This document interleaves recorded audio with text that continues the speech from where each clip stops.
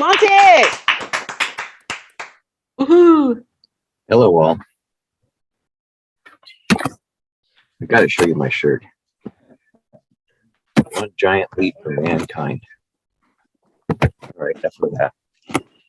All right, today's presentation is on my personal model to understand the impact on Spaceship Earth. And here we go. I'm going to share my screen. Just a moment, see if this works. I'm developing an emotionally compelling, easy to understand visual snapshot of one individual's impact on our human life sustaining world. And for the moment, the only planet confirmed to have life that we know of. There is no planet B. Let us take the total land area of Earth and divide it by the current world population. That would give us 4 3/4 acres per person to sustain us. So here we have a picture of what 4 3/4 acres look like.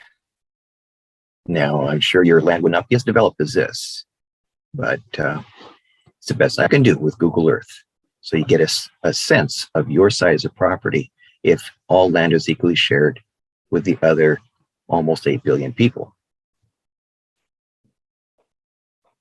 Now, if we divide the oceans up by the 4.8 billion of us, we'd each get 11.5 acres of ocean. And this is what it looks like when we combine the ocean with our land.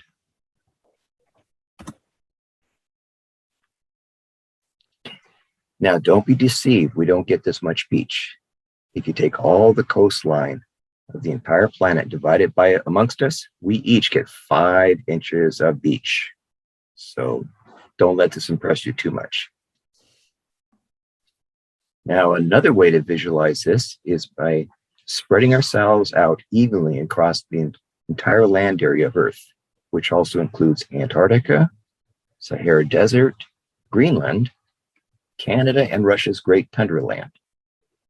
We would be spaced equally apart, and we'd find ourselves about 500 feet from each other, or about a little less than half should I say 0.05 miles apart.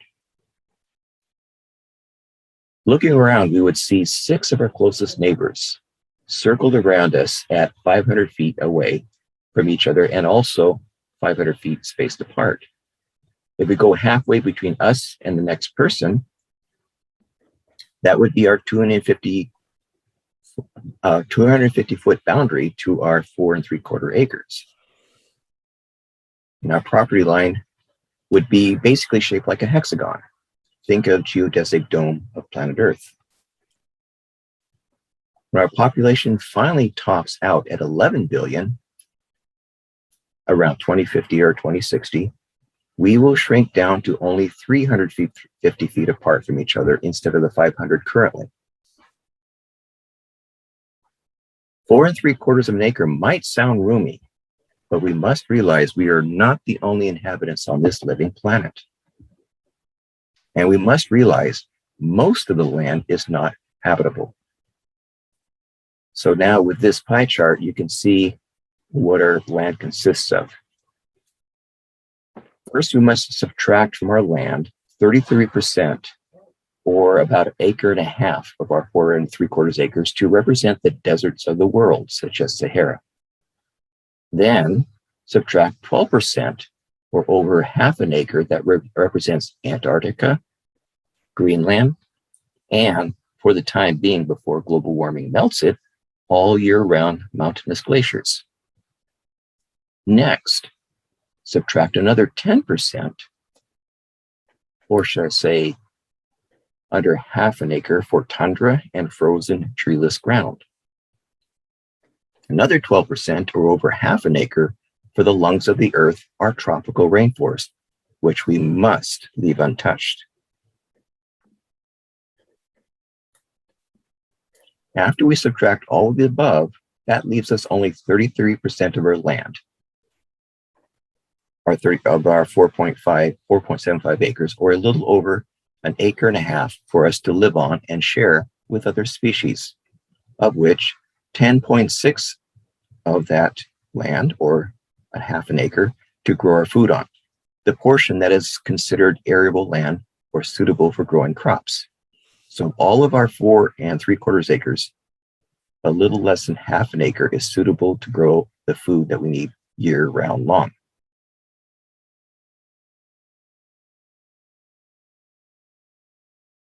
That leaves 22.4%, or 1 acre, for grassland for a meat, and a temperate forest to build our homes with and to heat with a wood stove.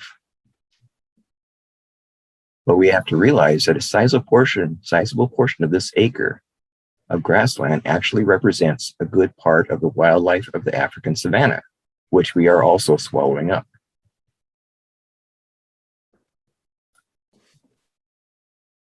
But since we like to live where we grow our food, or about 500 to 800 square feet of a modest sized home, we would need, for one person, a 20 by 25 foot or 25 by 30 foot home on top of that 1/2 acre to grow our food for the year.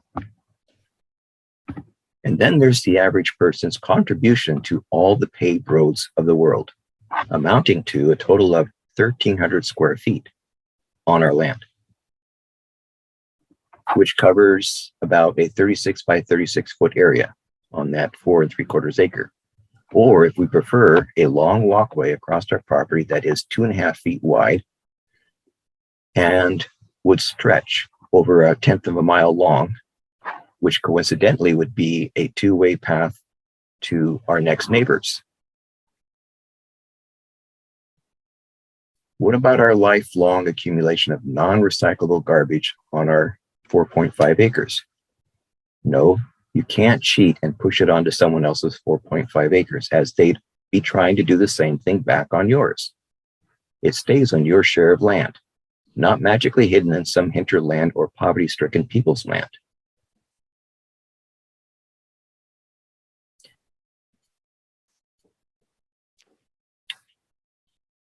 So to solve that problem, I've changed the 4 3/4 acre land and 11.5 acre ocean model to a miniature Earth that is appropriately a bit over 1/4 of a mile in diameter. To scale, I have a model miniature home at the top of this Earth, and stick figures that represent you at the top, and I also have 3 of your friends to the left, right, and middle of the world. And they're appropriately sized for your miniature world that's all yours. But since this is your planet, they don't belong here and should be on their own little miniature world that's only quarter mile diameter, just like yours, separated in space. So that makes it to where it's a little hard for you to transfer your trash onto their world. You have to stick with your own trash. You can't hide it or give it to a dumpster into some poor man's land or some hinterland.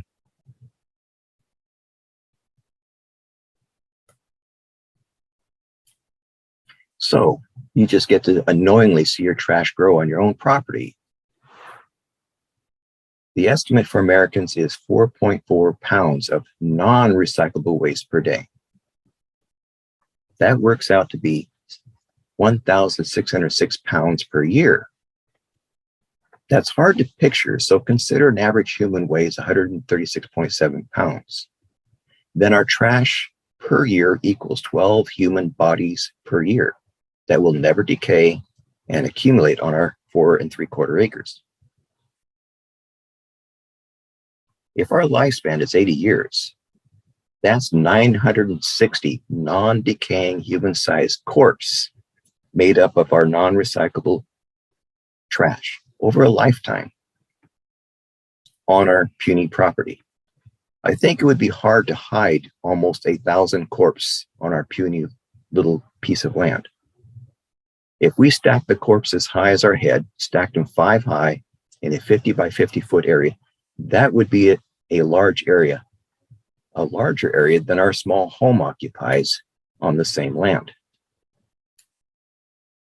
Even though the trash is tightly compressed and weighs a total of 64 tons for a lifetime of trash. Now, to add to that, consider adding 24 tons of black carbon of land every year for an average American. Now, for the world, the average is 4 tons per year that we put in our air above our 4.5 acres of land, burning fossil fuels. Now multiply this by 80 years, and that comes to almost 2,000 metric tons in our 80-year life. But to be fair, the average world human consumption of fossil fuels, they would only be 300 metric tons instead of 2,000 metric tons. But then again, everyone is aspiring to be Americans, and that is why, despite the fact that population is going to top out at 11 billion, our consumption, on the other hand, will continue to exponentially grow as everyone tries to meet our standard of living.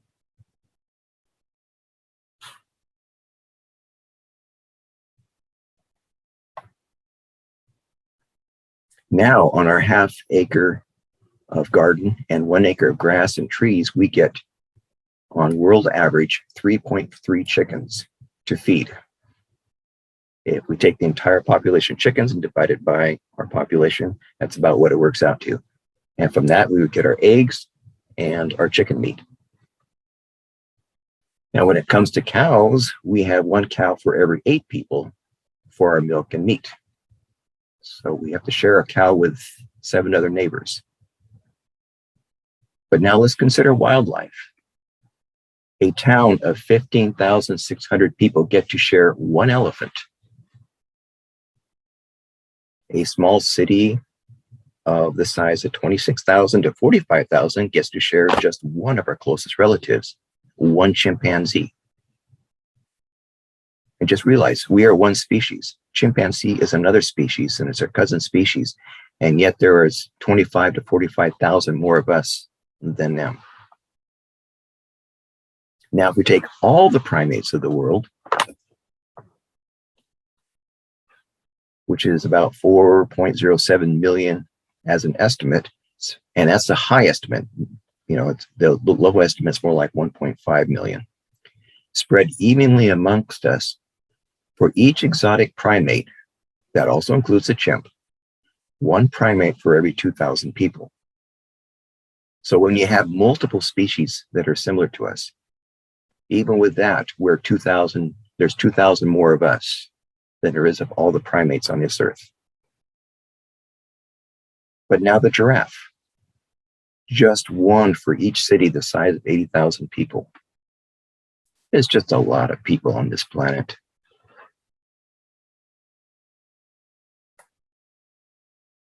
Now, what if we consider every wild mammal on this planet from small to large, excluding the rodents, of course? Our 1-person, 4 3/4 acre would have approximately 17 critters, such as raccoons, deer, coyotes, porcupines, skunks, and the list goes on. That also includes the rare mammals above. When it comes to birds, the estimate is wild between 50 to 450 billion of them. Who said dinosaurs went extinct? There would be at one time on our property at any one time, if these estimates are correct, but they're wild, from 6 birds at any one time on our property to as many as 60 birds. So we could probably average, it's probably more like 30 birds, and most of them are going to be songbirds, compared to the 17 little mammalian creatures that also share our 4 3/4 acre property. Okay, now let's get back down to earth. What do you think? That's the end of my presentation.